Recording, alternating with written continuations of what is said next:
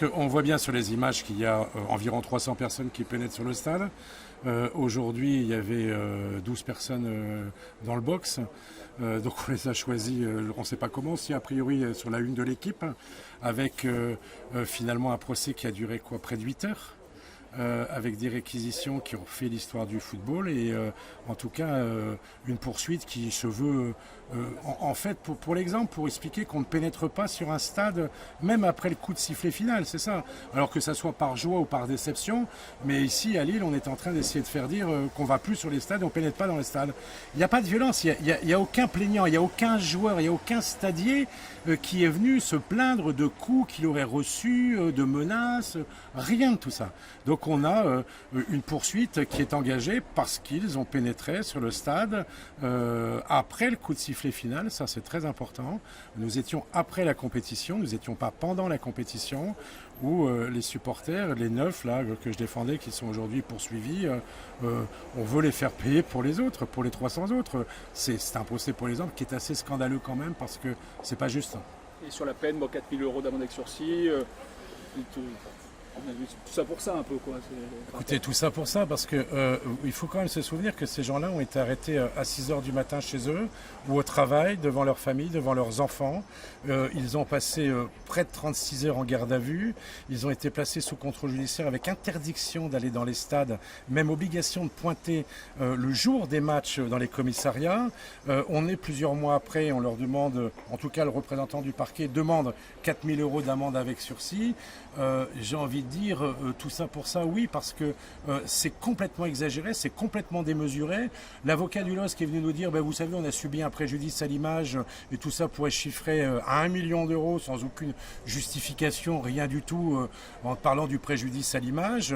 Je crois que le préjudice du LOSC, il est essentiellement sportif et sur le terrain et les supporters sont allés ce jour-là rappeler aux joueurs, et on l'entend très bien dans les bandes vidéo, mouiller le maillot, et c'est pour ça, je crois, parce qu'ils ont pénétré sur le terrain, j'en suis même sûr, qu'ils sont là aujourd'hui à la barre du tribunal correctionnel, qu'ils se retrouvent des stades à la barre du tribunal correctionnel, dans une volonté finalement d'un procès qui est organisé, pour faire l'exemple, à titre d'exemple, pour dire aux gens arrêtez de pénétrer sur les stades.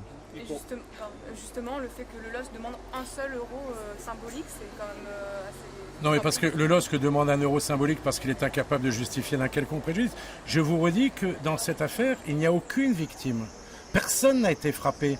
Les médias à l'époque ont dit il y a des violences sur les joueurs, il y a des violences sur les stadiers, il y a des violences...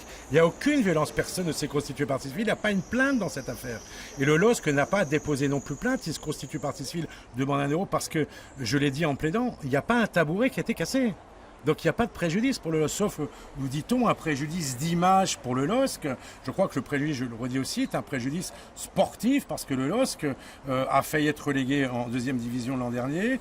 Il est passé à côté d'une relégation par la DNCG il y a quelques jours et qu'aujourd'hui, peut-être que c'est l'occasion de dire que ce club existe à la barre du tribunal correctionnel de Lille et qu'il faudrait le respecter. Mais je crois qu'il a été rappelé, c'est important, que le président du LOSC, quelques jours avant les incidents, avait réuni l'ensemble des membres des DVE en disant bougez les joueurs. Moi j'y arrive pas, mon entraîneur n'y arrive pas, il faut les bouger. Ça c'est ressorti de l'audience du tribunal correctionnel, c'est une réalité.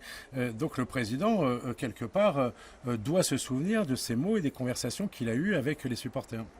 Et on vous a vu à la fin parler un peu avec vos clients, comment ils ont vécu cette audience? Vous savez, les clients, personne n'avait été devant un tribunal correctionnel. Donc ils ont été très surpris d'abord depuis le début de la procédure du traitement qui leur a été réservé, des gardes à vue, de la longueur de la garde à vue, des contrôles judiciaires, des interdictions de stade. Ils ont été aussi surpris aujourd'hui de la longueur des débats et ils disent pourquoi nous et pourquoi pas les autres? Pourquoi nous simplement on est 9 ou 10 à la barre? Pourquoi pas tous les autres? Donc ils ont un sentiment d'injustice et finalement d'un procès pour l'exemple qui s'organise sur leur tête tout simplement. Et ils ont beaucoup souffert dans cette affaire psychologiquement et ils sont assez atteints.